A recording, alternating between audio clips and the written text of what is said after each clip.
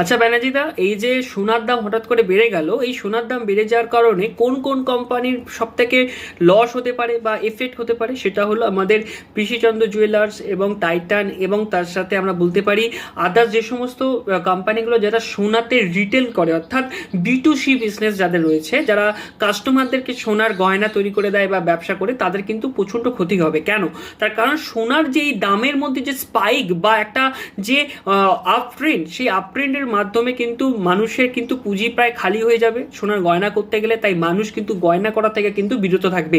যাদের নিড বিয়েটা আছে তাদের তো করাতেই হবে সেই নিডটা পূরণের জন্য, কিন্তু তাছাড়া কিন্তু এই সোনার দাম বৃদ্ধি কিন্তু অবশ্যই বিক্রির উপরে এফেক্ট করবে। আমরা অলরেডি দেখতে পাচ্ছি আমাদের পাড়া যে সমস্ত সোনার উপর কাজ করে যারা, তারা অলরেডি বাড়িতে ফিরতে চলেছে। তার কারণ আমাদের বাংলা থেকে যথেষ্ট মানুষ বাইরে কাজ করে, তো সোনার দাম কিন্তু এফেক্ট করতে চলেছে তার ব্যবসাকে। তো সেনকো গোল্ড বা এই পিসি চন্দ্র জুয়েলার্স